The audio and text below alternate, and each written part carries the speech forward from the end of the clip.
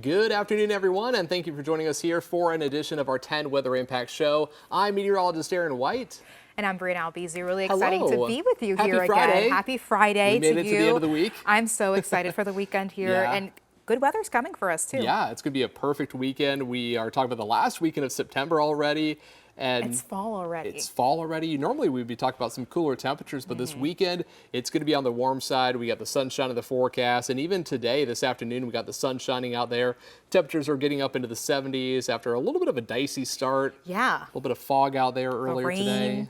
Yeah, We're going back to normal, I guess. Yeah, we're getting back to normal. We're getting back to the sunshine here again going into this weekend. And what we've had the last several days, again, we had a lot of rainfall across Ohio. That's helped with the drought conditions. We have seen some worsening conditions in a few places. So it is going to take a bit more rain to really help things along across the state. We really need to get a couple more systems in here into October.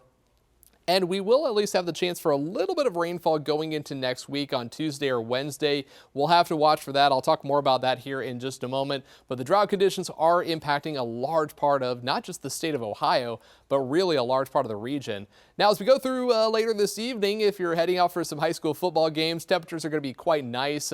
Just a few scattered clouds out there. Mid-70s to start, and we'll gradually cool down to the upper 60s here as we head towards the end of the game. So really perfect conditions this evening for your Friday. And this weekend, if you're thinking about heading out to a local apple orchard for some apple picking, temperatures are going to be up into the low 80s here on Saturday and Sunday. So still a little bit warm. Maybe not really thinking about apple picking, but hey, not a bad idea if you want to do that, a good weekend plan, or maybe head out to the lake and still enjoy some time on the water. I know water temperatures are getting a little bit cooler, but hey, with temperatures in the 80s, still not a bad weekend for some kayaking, paddleboarding, even taking the boat out as we go through your Saturday and Sunday. Meanwhile, as we talk about conditions here today, we're not tracking any rain locally. We have a lot of sunshine over the last several hours since this morning, aside from that fog. But as we look to the east, there is some clouds, there's some moisture around, and that could bring some rain showers across West Virginia this weekend. Meanwhile, as we zoom things out further and go out into the Atlantic Ocean, we actually have a couple areas of tropical activity that we're keeping a close eye on.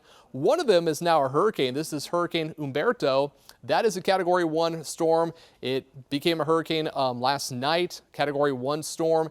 And we're also watching this area that is not currently a tropical system. And it is projected, though, it has a high likelihood of 90% chance of becoming a tropical depression or a tropical storm as it continues to make its way towards the north and west. And this is the system that could actually have some impacts on the Carolinas and parts of Georgia with some heavy rainfall going into next week.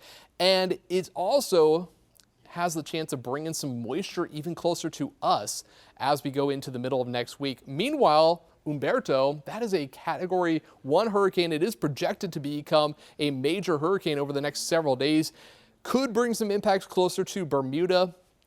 But you will notice, though, it is staying well off the coast of the Atlantic, or off the coast of the eastern United States in the Atlantic, but it will likely bring some high surf and some rip current risk here as we go through middle of next week. So we're making our way through the list here. Right now we got Umberto, and we're the next one, that tropical area that we're watching there over the Bahamas and the northern Caribbean, that would be Imelda, if that becomes a tropical storm here either today or this weekend. High likelihood of that happening.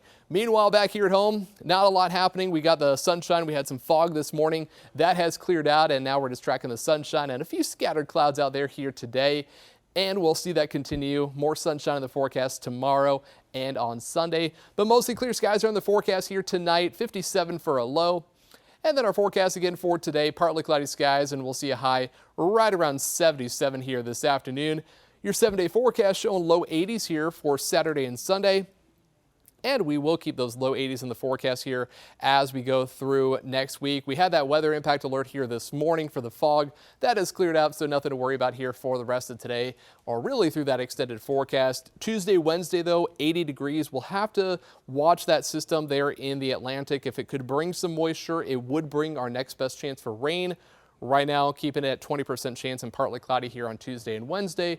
But hey, we could use some rain. We had a good amount here the last week, but we still need a bit more to really help with the drought. I do like the 80s, Aaron, so I I'm know. liking this forecast. I like the different kinds of sunshine going on here, so Yeah. that's looking a lot better for me. I'm excited. Yeah, nice to have the sunshine, especially after the rain. It was a little unsettled this Yeah, week. the humidity. The humidity, So yeah. it's nice to cool things off, I guess, a little bit. Yeah, and especially here just in time for the weekend, it's really timing out well with those low 80s in the forecast. But I do want to mention, though, since we were talking about the tropical system that we were watching there in the Atlantic, now that we have made it into the peak of hurricane season, NOAA is actually testing out some new technology. So check this out. Hurricane rains and winds battering South Florida. It hasn't happened yet this year, but if it does, we'll have even more notice ahead of time. NOAA is working with Ocean to deploy this fleet of 5 small robotic drone ships across the Caribbean.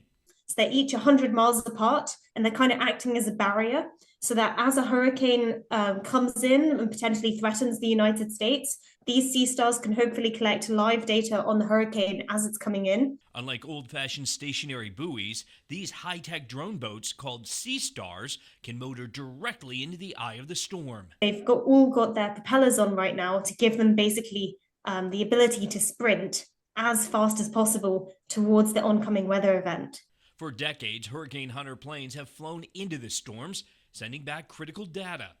But NOAA has not been able to get real-time water surface information. One of the things that we don't know a lot about is how much basically the hurricane sucks energy from the ocean to fuel itself and become more powerful.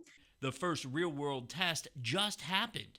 This sea star dove right into Hurricane Gabrielle on Sunday, sending back key data and this selfie, which essentially should help us be able to forecast the track of the hurricane, the intensity of the hurricane better. And then in the kind of long term as well, the high resolution data should help the scientists kind of better predict how these things form and intensify in the first place. The bicycle-sized boats are built to survive. The one that sailed into Gabrielle was dealing with 15-foot waves and devastating winds. Even if a storm damages one of the boats, it would still send back the data. Individual sea stars are quite low cost. We should be able to deploy like 50 of these out there. So instead of getting like one data point from within the hurricane, you can actually get multiple data points from different parts of the system, which is much better if you're trying to figure out what's going on. Ocean has 2 more standing by to deploy into the Gulf if it looks like a tropical storm or hurricane starts to develop there. I'm Next Weather meteorologist Scotty Withers, CBS News, Miami.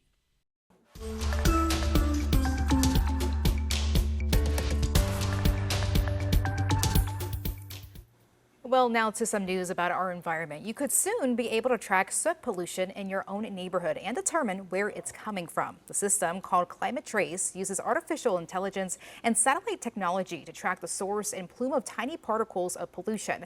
The tracking has been expanded to neighborhoods in 2,500 cities across the entire world, too. Former Vice President Al Gore actually started the program.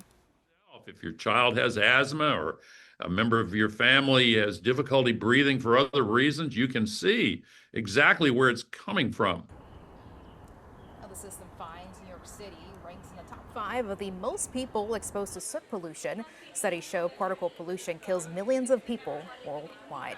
Here locally, the Columbus-based company D&O Produce is actually looking for more sustainable solutions to cut back on pollution from plastics. Originally, the company had been using single-use plastics for packaging, but have now fully switched to a new film packaging. The company's president says these packages actually degrade faster. We ended up finding an innovative company that has an organic additive that helps the plastic to break down faster in a landfill setting, actually breaking it down within 10 years. The switch is expected to replace almost 1 million pounds of traditional plastic, which is what the company uses every single year. Yeah, which is definitely some good news, and also something happening. It is a cranberry harvesting season already, and we've all seen the waves of water filled with the bright red fruit thanks to a certain cranberry juice commercial, but now some farmers in Massachusetts are reimagining their cranberry bogs into wetlands. And cranberry prices are currently falling due to global competition and cost increase due to labor, utilities, and extreme weather. A state program is incentivizing farmers to turn unproductive bogs back into wetlands for Massachusetts cranberry farmers. The program is one way to preserve their land ahead of retirement. They want to make sure that the land that they've tended to for so long is like in good hands, whether that be a restoration program or passing it on to the next generation.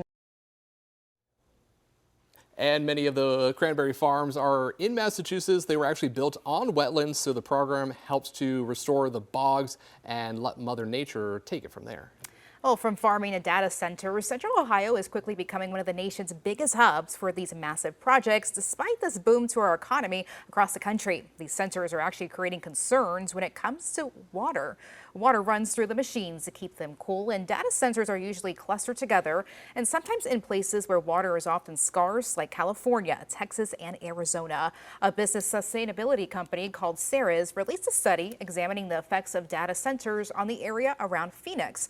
Now, the study found that the projected growth of data centers in the Phoenix area will increase by 870%, taking the water usage from the current 385 million gallons to more than 3.7 billion gallons per year. Companies and their investors need this information as well to really disclose so we can understand really what are the impacts. Now, right now, at least 120 data centers call the Columbus metropolitan area home. Experts say while these facilities used to use up a lot of water, the high demands are beginning to change, using no more than a standard office building.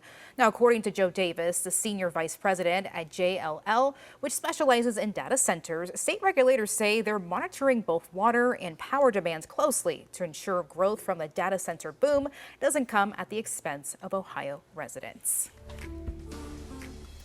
And finally today, let's check out some new video that was actually sent in to us. And this is something that we haven't seen for quite some time. Thankfully, we haven't seen this for a while here in Ohio. But this is, Colorado. This is at Rocky Mountain National Park. Earlier this week, you can see that image there. Just looking at this is the Alpine Visitor Center. And over the course of just a couple of days there, earlier this week around Wednesday, this picture was taken. So Tuesday into Wednesday, they got so much snowfall. Some parts of the park actually picked up anywhere from 4 to 10 inches of snowfall during the middle of the week. So makes for a cool picture there, but a little too early to be thinking about I was going to say, right? It's nice to see it from a distance. Yeah. It looks a little cold out there, a little chilly, but it is really pretty to look at, though. Yeah, and hopefully we don't have to worry about that for quite some time. Maybe November, but probably maybe closer to Christmas, right? Okay, Hopefully. I can wait. Yeah, I can wait. No worries. We don't have to worry about that. Let's not think about that for some time. Please. Let's just think about the weekend forecast. The those sunshine that we 80s. have here. Low 80s. It's going to be a perfect weekend. So make a plan. If you don't have any plans here tomorrow or Sunday, make a plan. Enjoy it here because eventually the following weekend, we're going to be in October already. So eventually it's going to start getting cooler. So enjoy a nice warm weekend here while we have it. And as we talk about the forecast again later on tonight, Chief Meteorologist Jerry Martz will be in with the latest forecast. So until then, you can catch more news and weather online at 10tv.com.